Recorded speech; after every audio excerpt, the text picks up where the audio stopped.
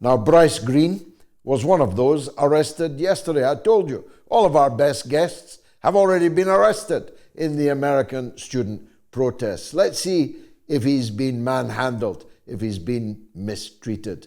Bryce Greene is an independent writer, political analyst, and contributor to Fairness. You're a bit in the shadow there for me, Bryce, so I can't tell if you're suffering any bruises. But tell us, please, what happened to you this weekend? I'm not currently injured, but I can say that what happened this weekend, like in many areas around the country, was that heavy police force was used to crack down on a nonviolent protest. This Thursday, organizers at Indiana University put together a divestment coalition and declared an encampment in what is typically designated as the free speech zone at our university. And in keeping with the solidarity encampments going up all around the country, all around the world, we put up tents, we set up stations and had teach-ins and tried to make the space one of resistance and protest and understanding of Palestine and solidarity with those people. And for the crime of putting up a tent, the university, the police department, they rolled in there with not just armed goons. It's one thing to show up to a peaceful demonstration with a bunch of police officers. That's bad enough. But they called in state troopers with riot gear, with armored cars, with choppers in the sky, and they even had a sniper on the roof of the Memorial Union building overlooking the meadow. And again, this was just for peaceful protesters. None of the protesters were threatening police at all, but they were still met with such a heavy force. And all of the protesters we have found to be arrested are currently safe, although one has gone to the emergency room, per my sources, for injuries sustained while being arrested, but I don't have as many details on that.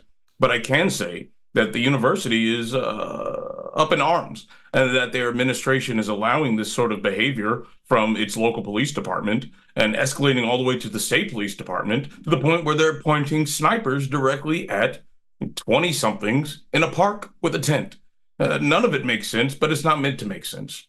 It's meant to chill the speech of people fighting for Palestinian rights. It's meant to be a message and a warning that if you get out of line, if you try and get any ideas that maybe you don't want your institution to be complicit in genocide, or maybe that you want to take hold of your life and not be a part of something evil, then you need to shut up or meet a truncheon.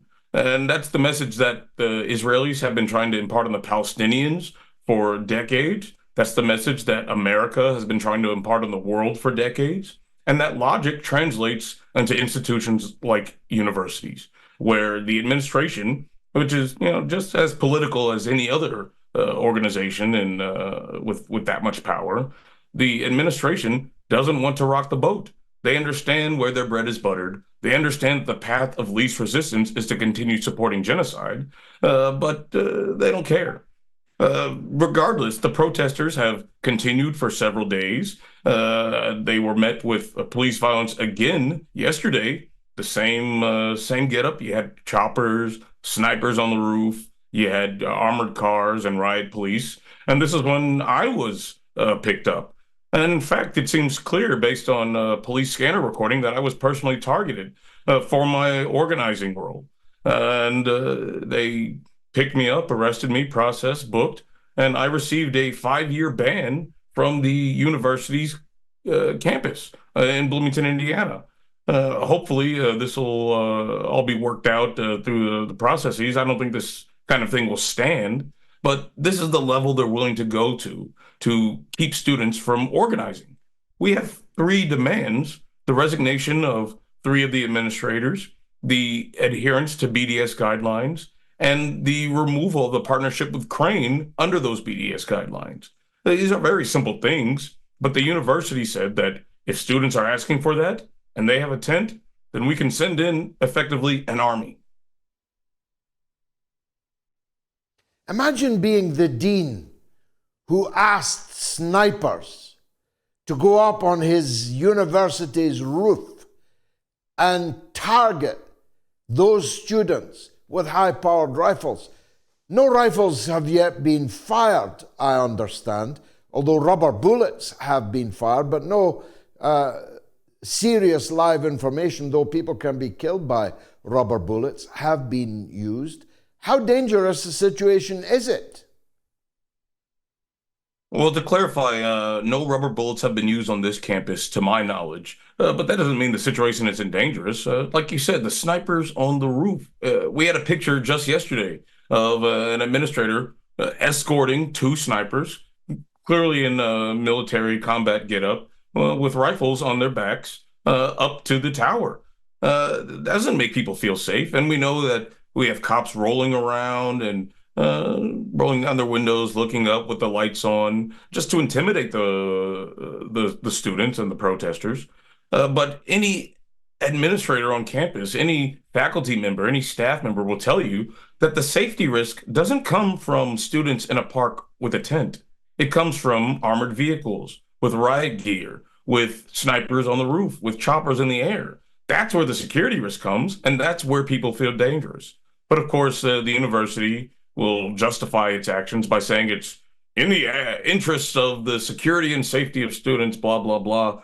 But serious people understand that that's nonsense. And they care about suppressing pro-Palestine speech at a time when Palestine is undergoing its worst attack in its history. 4 people were killed on the campus at Kent State in 1970, gunned down by the National Guard.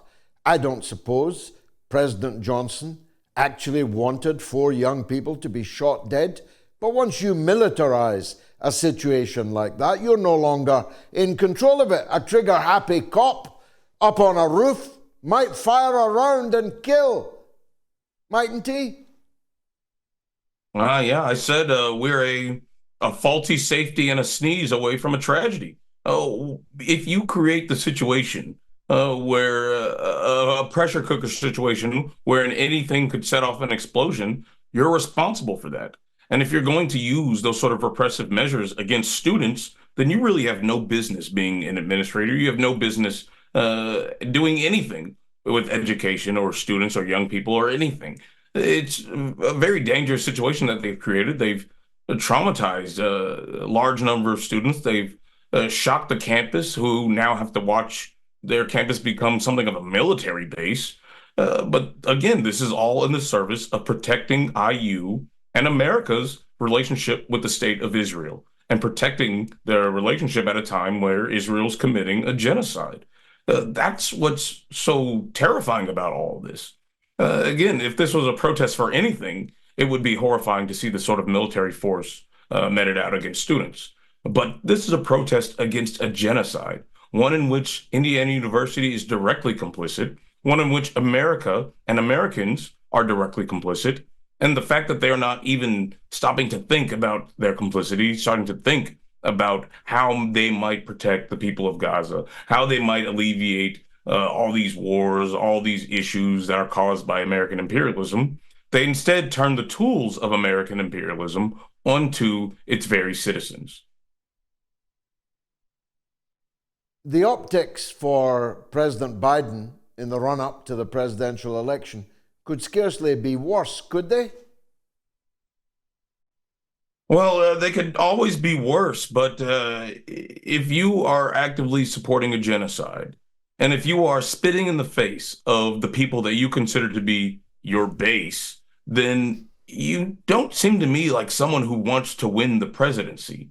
And that to me has been my conclusion, that Joe Biden and the Democratic Party don't care about winning the election. And, it makes sense on some level because they don't have any vision for governing the country. They don't have any significant changes they want to make to the world. They see themselves as, just maintaining the status quo. And the status quo simply won't work. And people don't like that. And if that's what you're running on, then you don't really care if you win or lose. You still have a job. All the consultants, they still have jobs. The politicians still get their pensions and paychecks. So they don't care about winning. So if that's where we're headed in this fall, it's no one's fault other than the Democrats.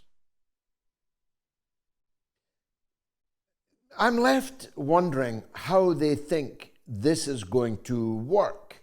I mean, if you thought that the way to dampen down the rising pro-Palestinian feeling in your country, the very last way you could imagine that it would succeed is by doing what they've been doing. It's much more likely to make pro-Palestinian feeling rise rather than fall and begin to win allies, surely, amongst those who might not have been allies before, but recognize treating the sons and daughters of the nation like this cannot possibly be right. You're exactly right. And I talk about this encampment and this popular university movement as not only a space for education on its own right by reading books, talking to people, but it's also an education about how state power works and what the state priorities are. If the state is willing to, and if your institution is willing to, send an army to stop students from setting up a tent, well, some people are going to have to wonder why. Why is that? That doesn't make much sense to spend tens of hundreds of maybe even millions of dollars to equip a chopper, to arm all these troops, to pay for gas for 50 squad cars, to have a drone in the air, to have snipers on the roof. That's expensive.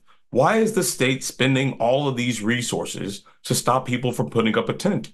Well, it's because they're powerful. It's because students have the ability to shift public opinion, that people, the popular struggles have the ability to change the world. And the second they realize that power, they become dangerous. And the state is willing to use extreme violence to put down that power and to prevent people from understanding that they have it. And so learning that, you can't really learn that through a book or just by being told. It's something that you have to watch and experience and learn for yourself. And that, I think, is one of the largest effects, will be one of the largest longstanding effects of this protest movement. Students are understanding how power works, how empire works, what their role is in it, and steps to combat it. That's an encouraging step for my university and for America writ large, I think. Bryce Greene, glad to see you in one piece, albeit banned for years from your own university. Let's hope that We'll does see. indeed get worked out in the process.